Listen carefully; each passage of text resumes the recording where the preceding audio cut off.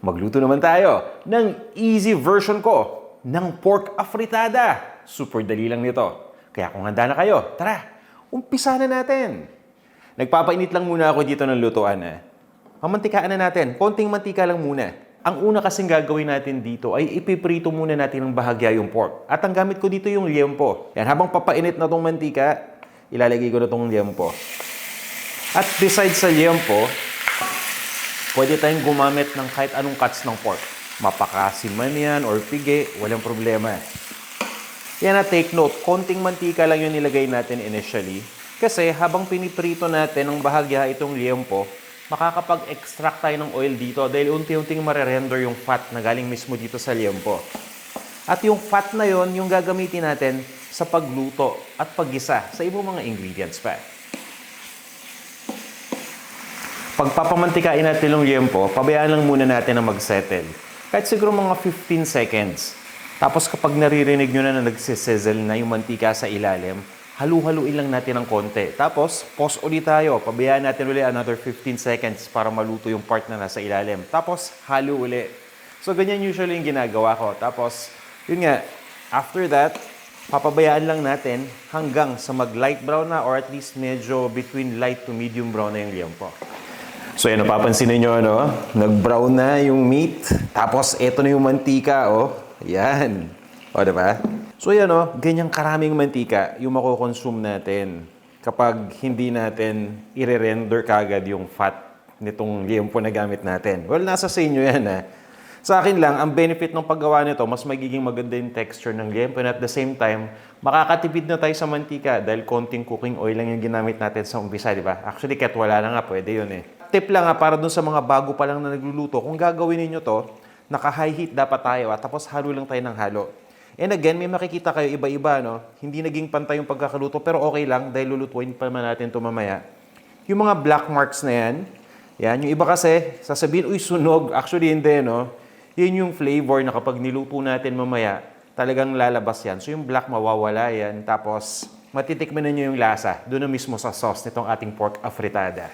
So for now, tatanggalin ko lang muna yung pork dito, tapos itutuloy na natin yung pagluto pa. Just make sure na i-filter out natin yung mga oil. Tapos ang next na gagawin natin dito, meron tayong hotdog. Paminsan-minsan naglalagay ako ng hotdog sa afritada para naman mas masarap at saka gusto ng mga kids yan eh. So kung gusto nyo lang naman, you can add hotdogs dito. And that's really optional. So ayan, makita ninyo yung mantika na natira, di ba? Hindi ko muna tatanggalin yan ha. Lulutuin muna natin yung hotdog dito. Ito na yung pork. Tatabi ko lang muna. Lulutuin pa natin mamaya yan. For now, ilalagay ko lang yung hotdog. Tapos, mabilis lang na pagluto. Parang dini-deep fry lang natin yung hotdog. No? Gusto ko lang dito maluto lang yung outer part ng mabilis. Mga 1 minute, okay na to. Tapos, tatanggalin ko rin yung hotdog. Babawasan natin syempre yung mantika. Tapos, mag-isa na tayo.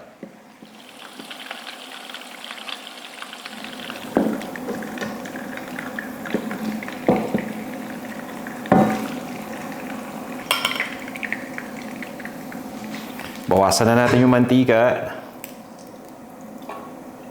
Ang maganda dyan, pwede pa natin gamitin yung mantika na yan sa pagluto ng iba pang mga dishes. Tara, mag-isa na tayo.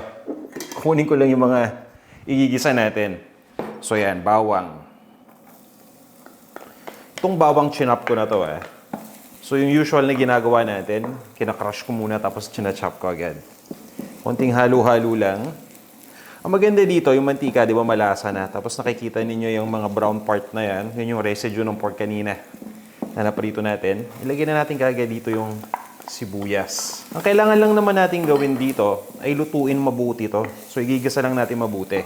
Yan na, naka-high heat tayo Para dun sa mga nag-uumpisa lang magluto at ngayon pa lang magluluto ng afritada or any dish, kapag nagigisa kayo, dapat naka-high heat lagi. Paminsan-minsan lang yung bawang, kapag nilalagay ko, gusto kong ipa-brown, tapos maluto ng dahan-dahan, naka-low heat lang ako noon. Pero kapag okay na, hina-high heat ko na kagad, sabay lagay na ng sibuyas. Unti-unti nang lumalambot yung sibuyas natin, pwede na nating ilagay itong pork na na-pan-fry natin kanina. So yan, eto na.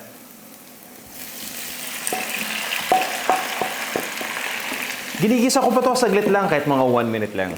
Iba pa rin syempre kapag ginisa natin yung pork sa bawang at sibuyas kahit na naluto na natin siya beforehand. So okay lang to. Tapos, itong hot dogs, di ba naluto na natin initially? Tatabi ko lang muna. Mamaya natin ito ilalagay kapag patapos na tayo magluto. Okay na to. Next, ilagay na natin yung tomato sauce. Tapos, kailangan pa natin itong pakuluan para lumambot. So, maglalagay din tayo ng tubig.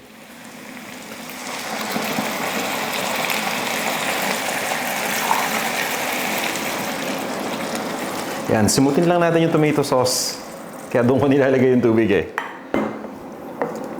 Tapos, siguraduhin ninyo kapag nagluluto kayo ng malinis lagi yung lutuan, yung mga gilid, sigurado may mga nakadikit dyan ng mga sibuyas or bawang. Kasi habang nagigisa, di ba? Halo tayo ng halo. So, i-clear nyo lang, ibaba ninyo. Kasi, kailangan nandito nakasubmerge yan dito sa sauce para habang kumukulo, yung lasa ng bawang at sibuyas na ginisa natin, humalo din syempre sa sauce. Mas magiging flavorful itong ating dish. For now, tatakpan ko lang muna to para mas mabilis na kumulo.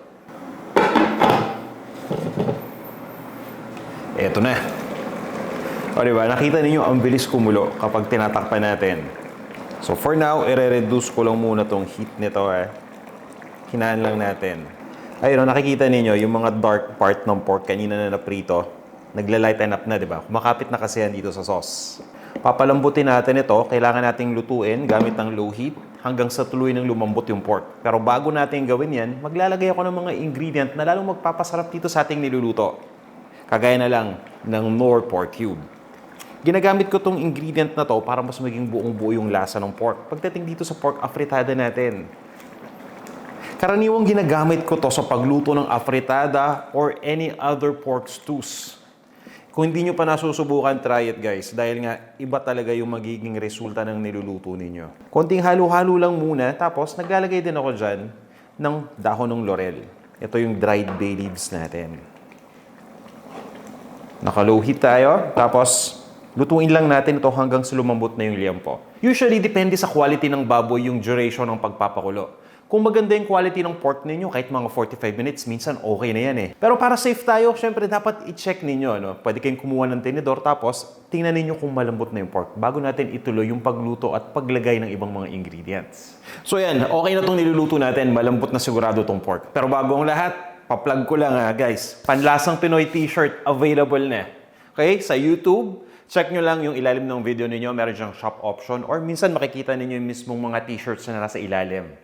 O yan, maraming salamat in advance sa mga suporta ninyo. And ito nga pala, thank you so much kay Emmanuel Luanzon at kay Demon Tenespaz. So thank you so much for availing our Panlasang Pinoy shirt. O yan, para naman at least pareho tayo ng suot. Ito na, i-check ko na to. Wow, naamoy ko kagad. Ang bango. Pero yan, nakikita ninyo, paano natin malalaman na talagang malambot na? Puwera sa tingin. Siyempre, kailangan nating itry. Kuha tayo ng isa. So, nakita nyo, di ba? Nag-shrink na yung pork. Lumiit na. Tapos, ito kanina yung part na may dark na.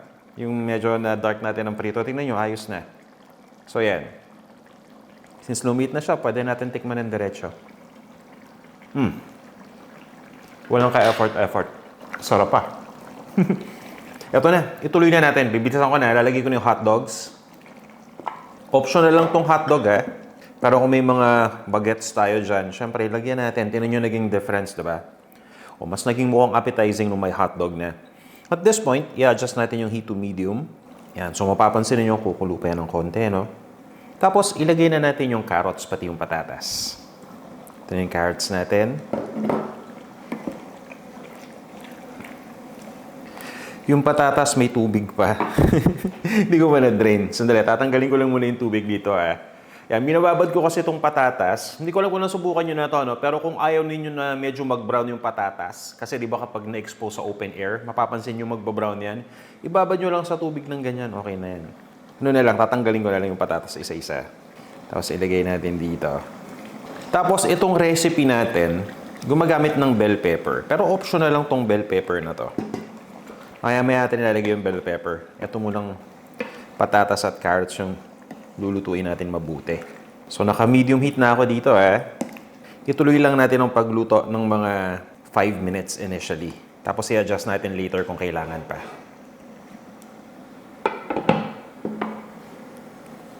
So yan, okay na dapat to.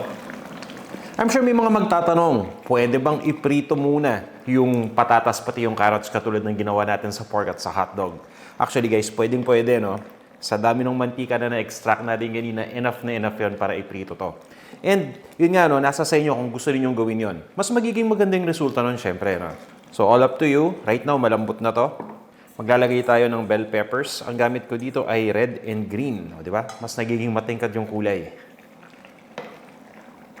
Haluin lang natin yan. Diba napaka-festive? So kung hanggang ngayon nag-iisip pa rin kayo ng ihahanda sa Noche Buena, nako, bet natin tong recipe na to, ha? Tandaan niyo, meron tayo ditong easy pork afritada na pwede ninyong gawin. Wow, oh. So yan, hindi lang yan, ha? Meron pa akong ibibigay sa inyo kung gusto niyo mas maging flavorful to. So eto na, ha? Siyempre, flavor, aasinan na natin to. Pwede kin gumamit ng patis. Paminsan-minsan kung gusto ko ng umami flavor sa afritada, naglalagay ako ng patis. Pero pwede namang asin din dahil hindi naman lahat nagpapatis, diba? Tapos yan, ground black pepper. Yung iba mahilig sa atin sa paminta, no? So nasa sa inyo kung gaano karami.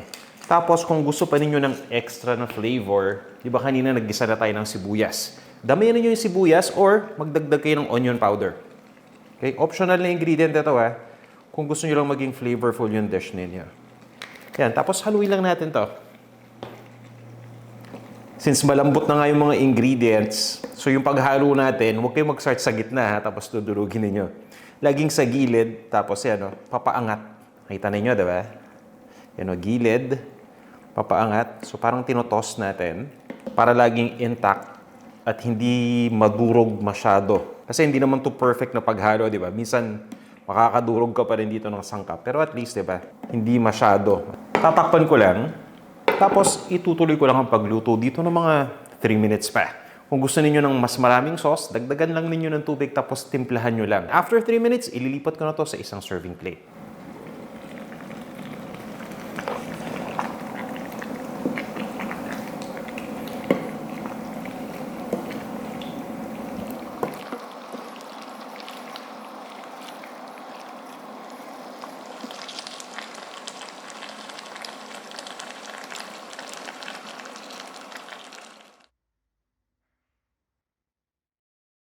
Ito na ang ating easy pork afritada. Tara, tikman na natin.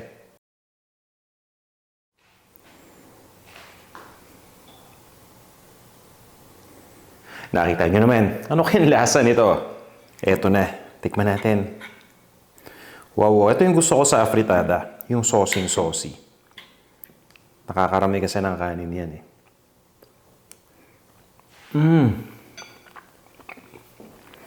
Hindi ko makapagsalita kagad. In-enjoy ko muna yung bawat kagat. Napakalasa. As in, talagang, alam mo yun, yung feeling of comfort, nararamdaman ko.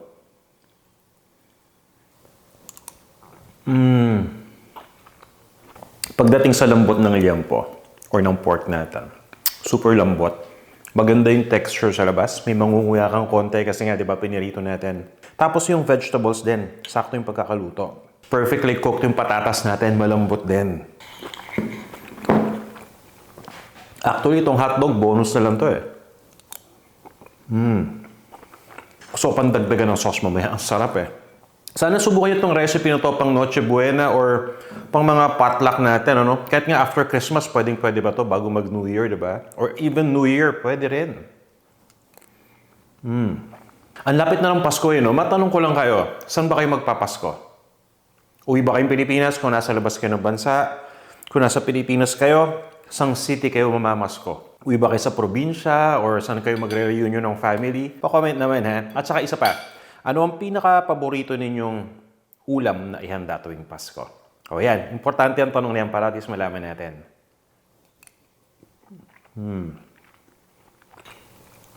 You know? Tara, kain na tayo!